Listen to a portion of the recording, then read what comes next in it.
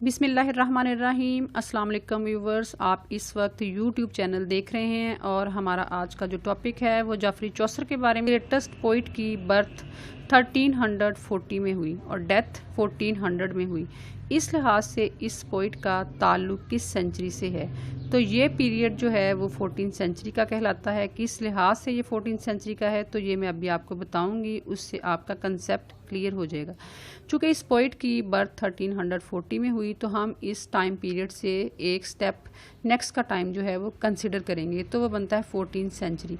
अगर इस पोइट की बर्थ 1440 में होती तो वो टाइम पीरियड कहलाना था 15 सेंचुरी का। चूँकि अब इस पोइट की जो पैदाइश है वो 1340 की है तो ये सेंचुरी कहलाती है 14। अब इस जो पोइट की बर्थ प्लेस थी वो थी लंदन, और इसका जो ऑक्यूपेशन यानी प्रोफेशन जो था वो एक अच्छा ऑथर, इंग्लिश ऑथर था, पोइट, शायर था, फ़िलोसोफ़र यानी फ़लसफ़ी था, ब्यूरोक्रेट, ऑफिशियल सर्वेंट यानी ऐसा सरकारी मुलाजम जो कि किसी भी काम करने की बहुत ज़्यादा पार्ट्स रखता हो, जो ऐसी पार्ट्स जो उसको बतौर जॉब जो हैं वो मिली हों। इसके अलावा वो एक डिप्लोमेट था यानी सफ़ीर था, नेगोशिएशन, कन्वर्सेशन के मामलात को बहुत अच्छे तरीके से डील कर लेता था। उसकी जो वाइफ यानी जो स्पाउस थी वो फिलिपा डी रॉयट थी, जिसकी बर्थ 1366 में हुई और डेथ उसकी 87 में हुई। तो इसकी वाइफ की जो टोटल एज थी वो 40 या 41 थी। फिलिपा डी रॉयट जिसके फादर का नेम था सर गिल्स डी रॉयट, और फिलिपा डी रॉयट का जो प्रोफेशन था वो लेडी इन वेटिंग थी यानी वो दरबारी ओहदे पर फाइज थी। और फिलिपा डी रॉयट की जो एल्डर सिस्टर, बड़ी बहन थी, उसका नेम था कैथरीन स्विनफोर्ड। कैथरीन स्विनफोर्ड जिसके हस्बैंड का नेम था जॉन ऑफ गॉन्ट और वो ड्यूक ऑफ लंकास्टर था, और किंग एडवर्ड III जो कि इंग्लैंड का बादशाह था उसका बेटा था। और ये जो कैथरीन स्विनफोर्ड थी ये जॉन ऑफ गॉन्ट के महल में, उसके पैलेस में उसके बच्चों के गवर्नेंस के जॉब के तौर पर हायर की गई थी, लेकिन इसके बाद वो जॉन ऑफ गॉन्ट की मिस्ट्रेस बन गई यानी नूरे नज़र बन गई, और शादी से पहले कई सालों तक मिस्ट्रेस यानी नूरे नज़र ही रही। और इसके बाद जब उसकी शादी हो गई तो वो उसकी तीसरी बीवी थी। और जाफरी चौसर और फिलिपा डी रॉयट के जो बच्चे थे उनके नेम थे एलिज़ाबेथ और टॉमस चौसर। इन फैक्ट दर हकीकत Geoffrey Chaucer was the real founder of English poetry and is called the father of English poetry. अब जाफरी चौसर जो था वो इंग्लिश शायरी का असल बानी था और इसको बाबाए इंग्लिश शायरी भी कहते हैं। Chaucer's poetry has been read and enjoyed continuously from his day to this. Chaucer की जो शायरी है उसको पढ़ा भी गया और मुसलसल इससे इंजॉय भी किया गया उस दौर से लेकर अब तक। His greatest successors were Spencer, Milton, Tennyson and William Morris. ये अजीम जो जानशीन हैं चौसर के, जिनके नेम जो हैं अभी मैंने रीड किए हैं, Spencer, Milton, Tennyson and William Morris इनमें शामिल हैं। दे प्रेज्ड हिज पोइट्री। इन हजरात ने, इन शायरों ने, पोइट्स ने उसकी शायरी की बहुत तारीफ़ की, उसको सराहा। Chaucer ignored the old English tradition, और चौसर ने जो पुराना इंग्लिश का जो तरीका तहरीर था उस रवायत को उसने नज़रअंदाज किया, उसको नापसंद किया। Chaucer's most famous and characteristic work, Chaucer का बहुत मशहूर और अहम काम Canterbury Tales. It is a collection of stories, ये कहानियों का मजमूआ है। ऑफ पिलग्रिम्स, ज़ायरीन की, ज़ियारत करने वालों की, फ्राम इंग्लैंड टू कैंटरबरी, जो कि इंग्लिस्तान से कैंटरबरी सिटी की तरफ जा रहे हैं, to the shrine of the British martyr Thomas Becket. और कहाँ जा रहे हैं, वो एक मज़ार पर जा रहे हैं जो कि बरतानवी शहीद टॉमस बैकेट का है, और वहाँ उनका अकीदा है कि वहाँ वो रहमतें हासिल करेंगे और दुआएं और मुरादें जो है उनकी पूरी होंगी। और ये टॉमस बैकेट जो था, इसकी हिस्ट्री क्या थी तो ये मैं अभी आपको बताती हूँ। टॉमस बैकेट का जो फादर था एक नॉर्मन सेटलर था और ये लंदन में रहता था और मर्चेंट था, उसका फादर ताजिर था, तो इनकी लैंग्वेज जो थी वो फ्रेंच थी। इसका निक नेम जो बैकेट था ये एक्चुअली इस नेम से इसके फादर को पुकारा जाता था, जिसका मीनिंग है बी का नोज या advice for holding something in place. Thomas baked उसी कैथीड्रल चर्च में जो कि कैंटरबरी में है वहाँ सेंट और प्रीस्ट था, पादरी था। लोग जो थे वो अपने प्रॉब्लम्स उससे शेयर करते थे और हल पूछते थे और उससे दुआ के लिए कहते थे और वो उनके लिए दुआ करता था, यानी एक वली और बुज़ुर्ग था उन लोगों के लिए। और फिर इसका इसी चर्च में, इसी कैथीड्रल में जो कि कैंटरबरी में था, वहाँ इसका मर्डर कर दिया गया बहुत बेदर्दी से। और ये मर्डर किसने किए? किंग हेनरी II जो कि इंग्लैंड का बादशाह था, उसके ऑर्डर्स पर उसके जो नाइट्स थे, उसके فوجی تھے انہوں نے اس کا اسی چرچ میں مرڈر کیا اور پھر اسے اسی چرچ میں دفن کر دیا گیا اور لوگ ہر سال جو تھے وہ اس کی زیارت کے لیے اس کے مزار پر جاتے ہیں. اور ٹامس بیکٹ کا اور ہینری ٹو کا آپس میں ایک جھگڑا چل رہا تھا اور اس جھگڑے کی جو بیسک ریزن تھی وہ ٹیکس پالیسی اور چرچ کی زمین تھی. اور اس کے علاوہ بھی ایک بہت بڑا جھگڑا تھا پادریوں کے جو لیگل رائٹس تھے ان کے بارے میں تھا. اور بیکٹ نے یہ کلیم کیا تھا، دعویٰ کیا تھا کہ اگر چرچ کے کسی بھی سرونٹ عہدے دار پر کوئی جرم کا الزام لگایا گیا تو اس کا مقدمہ جو ہے وہ چرچ میں حل کیا جائے گا. These pilgrims represent different sections of modern English society. اور یہ سارے جو زائرین ہیں جو زیارت کرنے جا رہے ہیں یہ جدید انگلش معاشرے کے مختلف طبقات کی نمائندگی کرتے ہیں. All the characters described in it are of individual nature. اب کینٹربری ٹیلز میں جتنے بھی تمام جو کریکٹر بیان کیے گئے ہیں وہ انفرادی نوعیت کے ہیں. جعفری چوسر نے جتنے بھی کریکٹرز جو ہیں وہ کینٹربری ٹیلز میں مینشن کیے ہیں، ٹوٹلی 24 کریکٹرز مینشن کیے ہیں.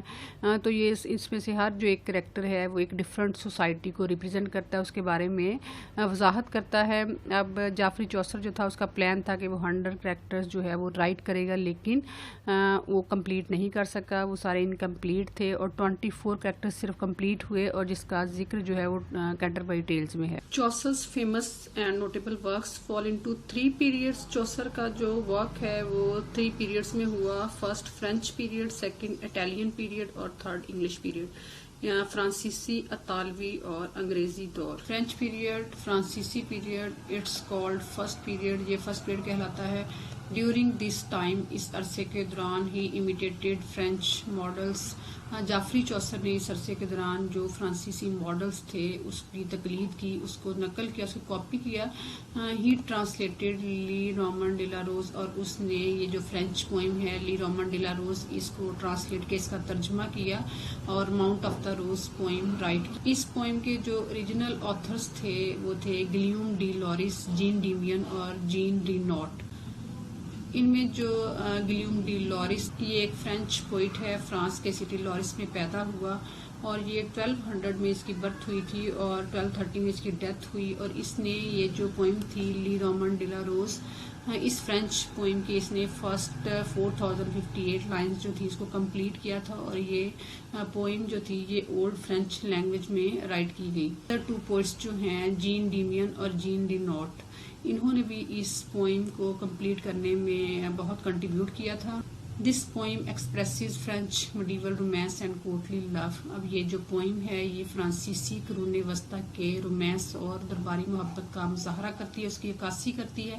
اب میڈیول جو ہے اس کا میننگ کیا ہے؟ اس کا میننگ ہے قرون وسطی، درمیانی عرصہ. اس میں مڈ کا میننگ ہے مڈل اور ایول کا میننگ ہے ایجز، اور اس کا جو لٹل میننگ ہے وہ ہے middle of the middle ages. European history میں یہ جو مڈل ایج ہے یہ پیریڈ 5th سینچری سے 15th سینچری کا پیریڈ ہے اور اس پیریڈ میں جو فال آف روم اور بگننگ آف رینیسنس تھا، یعنی کہ روم کا زوال تھا اور نشاط ثانیہ کے کلچر کا آغاز تھا. اور جو مڈل ایج ہے اس کو ڈارک ایجز بھی کہا جاتا ہے. اس پیریڈ میں جو رومن کیتھولک چرچ میں پاپ جو تھا وہ ان لمیٹڈ اختیارات کا مالک تھا. اس دور میں شوز بڑے ریڈیکولس مضحکہ خیز ہوتے تھے، اینیملز کو کرائم کے لیے یوز کیا جاتا تھا اور انہیں سزائے موت بھی دی جاتی تھی. اور اس وقت انگلینڈ میں فٹ بال کھیلنے پر پابندی تھی. He wrote the book of the Duchess. اب جعفری چوسر جو تھا اس نے the book of the Duchess poem بھی write. It is an elegy, یہ ایک مرثیہ ہے، میننگ ہے سانگ آف مورننگ، ماتمی گیت مرنے والے شخص پر گایا جائے. He wrote the A B C. Geoffrey Chaucer نے یہ پوئم بھی رائٹ کی، the A B C. Alphabetical orders میں اس پوئم میں ریلیجیس سٹینزاز جو ہیں وہ مینشن کیے گئے ہیں. یہ بھی ایک بیسٹ پوئم ہے، ماسٹر پیس ہے Geoffrey Chaucer. Italian period. Chaucer's poems of second period 1373 to 84 show the influence of Italian literature, especially of Dante Alighieri's Divine Comedy and Giovanni Boccaccio's poems.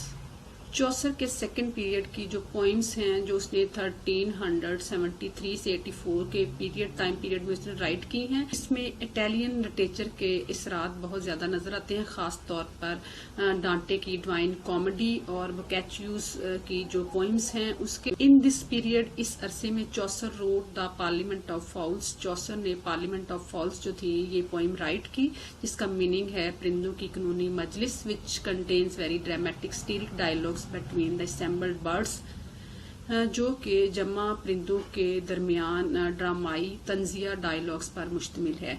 चौसर की जो नेक्स्ट पोइम है वो Troilus and Criseyde narrates the story of the Trojan prince Troilus and his love for a damsel क्रीसिड।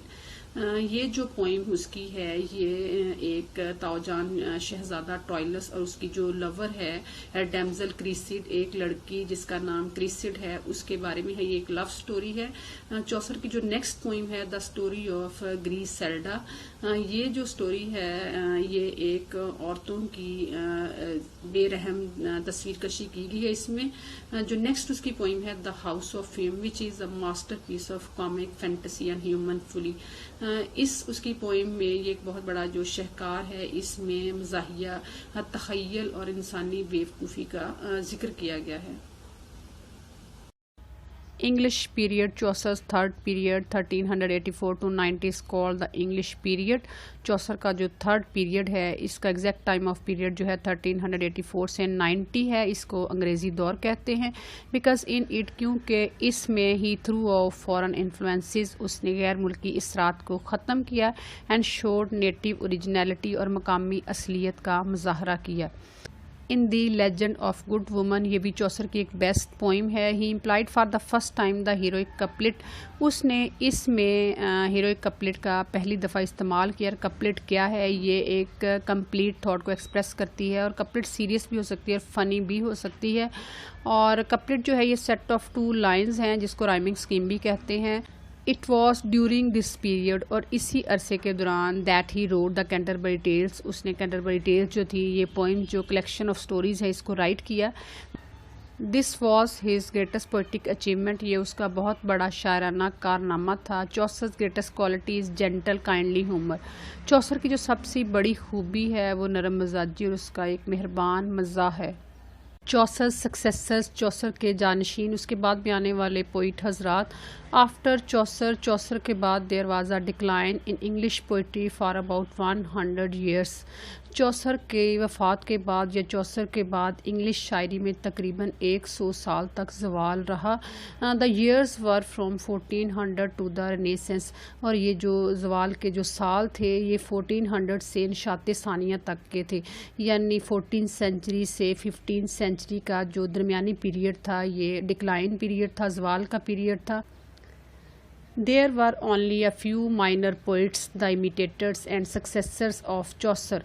सिर्फ चंद मामूली शायर थे तकलीद करने वाले और चौसर के जानशीन उसके बाद में आने वाले जो पोइट हजरात थे, who are called the English and Scottish Chaucerians, जिन्हें अंग्रेज़ और स्कॉटिश चौसरियन कहा जाता है, who wrote during this period, और जिन्होंने इस अरसे के दौरान लिखा। The main cause of decline of literature during this period was, इस अरसे में अदब के ज़वाल की जो सबसे अहम वजह थी वो ये थी that no writer of genius, कि कोई भी बासलाहियत अदीब या मुसन्नफ़ was born during those long years, कि इन तवील सालों में पैदा ना हुआ। चौसर सक्सेसर्स वर ऑक्लिव, लिडगेट, हॉयस, स्केटन, डम्बर, डगलिस। चौसर के जो जानशीन थे उनके नेम थे अक्लीव, लिडगेट, हॉयस, स्केटन, डम्बर, डगलिस। दे डिड लिटल, उन्होंने कम काम किया, बट कॉपी हिम, लेकिन उसकी तकलीद की, उसको कॉपी किया, नकल किया। And they represent the era of mediocrity in English literature, और इन हजरात ने इंग्लिश अदब में इतदाल पसंदी के दौर की ये लोग नुमाइंदगी करते हैं। That continues up to the time of the Renaissance, और ये जो उनकी नुमाइंदगी जो है ये निशात सानिया के दौर तक जारी रही।